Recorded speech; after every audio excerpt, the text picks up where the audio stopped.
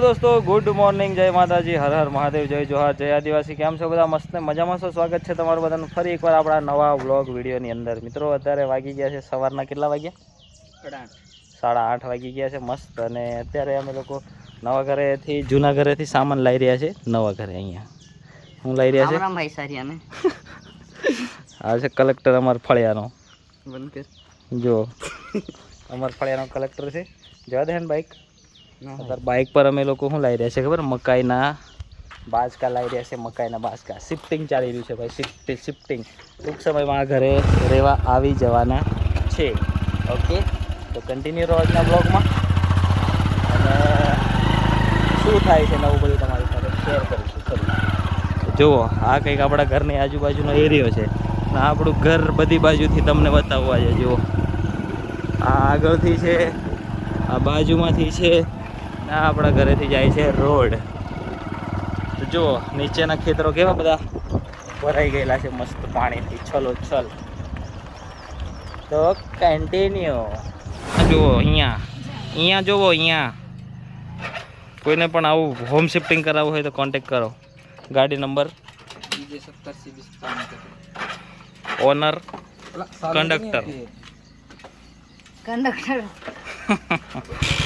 આ બીજી ગાડી લાગી રહી છે અહીંયા. આ કલેક્ટરનું ઘર છે.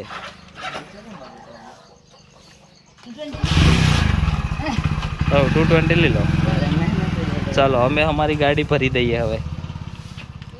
દોસ્તો વાગી ગયા છે અત્યારે છે ને સાંજના 4:30. અને ભાઈ વરસાદે જે કહેર મચાઈ છે ને અહીંયા.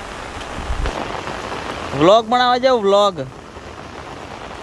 વરસાદે જે ભાઈ અહીંયા કહેર મચાઈ છે ને ભાઈ, બહુ જ એટલે બહુ જ ભયંકર અને ખરાબ હાલત કરી નાખી છે. તમને હું બતાવું, હું તો લગભગ સવારથી ઘરની બહાર જ નહીં નીકળ્યો. વ્લોગ ચાલુ કર્યો તો થોડું કામ હતું એટલે, અને એના પછી ઘરની બહાર સેજ બી નહીં નીકળ્યો. ભાઈ તમને બતાવું, આ ગામડામાં આવી હાલત છે તો તમે વિચારો કે આ હાલત જોઈને તમે સિટીની હાલત શું વિચારી હશે. ભાઈ કન્ટિન્યુઅસ 1 વાગ્યાથી વરસાદ ચાલુ છે અત્યારે અહીંયા. ભાઈ મને તો વિચારીને ગભરામણ થાય છે કે ભાઈ સિટીની હાલત શું હશે. સારું થયું અમે લોકો વડોદરાથી આવતા રહ્યા ગામડે, કારણ કે ભાઈ જે અમારા મોટા મોટા ખેતરો હતા, જે બહુ વર્ષો પહેલાં ભાઈ અમને બી નથી ખબર ત્યારે આવું થયું હતું, અને અત્યારે એ હાલત થઈ ગઈ છે પાછી. જુઓ, આ જુઓ ભાઈ, આવું કંઈક હમણાં હાલત થઈ ગઈ છે છેક સુધી. જુઓ, હા. અને ભાઈ બીજું કે બધાના ઘરમાં, સોરી ઘરમાં નહીં, ખેતરમાં કચરો હતો ને, બધો કચરો ધોવાઈને બધો આવી ગયો છે ખેતરમાં. આખું ગામ સાફ થઈ જવાનું છે. આ જુઓ, અત્યારે આવી કંઈક હાલત થઈ ગઈ છે ભાઈ. 1 વાગ્યાથી કન્ટિન્યુઅસ વરસાદ પડે છે એટલે તમે વિચારો. અને એ ધોધમાર, અને આ પાણી જાય ને ત્યાંથી તમે વિચારી શકતા હશો કે શું હાલત છે. આ જુઓ, આ બધું હમણાં સવારમાં 1 વાગ્યા પહેલું બધું ખાલી હતું, અને અત્યારે ભાઈ એવું થઈ ગયું છે ને કે શું કહે, પૂર આવે ને, પૂર ભૂકા કાઢી નાખ્યા છે ભાઈ. અહીં ઘરની બહાર નીકળાય ને એવી હાલત નથી. એટલા માટે બધા જ્યાં હોય ને ત્યાં જ રહેજો, કોઈ બહાર ના નીકળતા. મસ્ત મસ્ત શું કહે, ઘરે ભજીયા તળીને ખાજો, કારણ કે બહુ જ હાલત અહીં ગામડામાં બહુ ગંભીર હાલત છે. તો તમે વિચારો કે સિટીમાં શું હશે એમ. સિટીમાં તો ભાઈ 5-10 મિનિટ વરસાદ પડે, આ જુઓ મારા પગ બી નીચે ઉતરી જાય છે. હું અત્યારે લુંગી વાળીને આવ્યો છું, એના પર વધારે ફોકસ ના કરતા, કારણ કે ભાઈ કપડાં સૂકતા નથી વરસાદમાં. જુઓ, અહીં તો સાપ બી આવી જાય ભાઈ. આગળ તમને હું બતાવવા જાઉં, પણ છે ને મારે ચપ્પલ વગર જવું પડશે. આગળની હાલત હજુ બતાવું. એટલે ઘરમાં હોય ને તો ઘરમાં જ રહેજો પ્લીઝ, કોઈ બહાર ના નીકળતા, કારણ કે બહુ જ એટલે બહુ જ ખરાબ હાલત છે ભાઈ. ચાલો આગળ જુઓ. જુઓ એ જુઓ કડાકા કેવા થાય છે.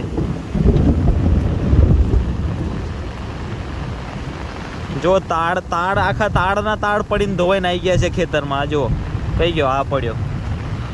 અને આગળ બતાવું, આ જુઓ, હા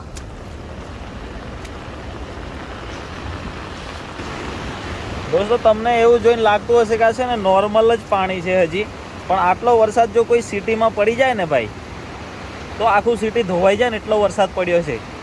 કારણ કે આ ગામડામાં છે ને અમુક જ વર્ષો થાય ને ત્યારે આટલો વરસાદ પડે છે. તમને બતાવું જુઓ આ પાણી કઈ રીતના આવે છે, કેટલી સ્પીડમાં આવી રહ્યું છે ને એ જુઓ. હા છે ને આવો નજારો છે ભાઈ હમણાં કંઈક ગામડામાં. એટલે સારું થયું ગામડામાં આવી ગયા ને તો આટલું બી નીકળવા મળે ને, દુકાને કંઈ સામાન લેવા જવું હોય ને તો બી જઈ આવાય. પણ સિટીમાં બ્લિંકિટ વાળા બી નહીં આવે ભાઈ આવા વરસાદમાં તો. બરાબર જો છેક સુધી આખા આ છે ને છેક અમારા મેન રોડ સુધી નીકળે છે ખેતરો, છેક સુધી આવે હાલત છે.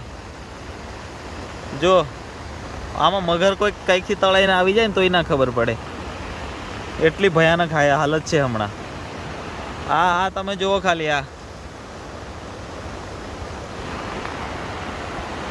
લાઈવ જોવું અને વિડીયોમાં જોવું છે ને બહુ ફરક છે. કારણ કે લાઈવમાં જે અહીંયા દેખાય છે ને બાઢ આવી હોય ને બાઢ એવું લાગે છે.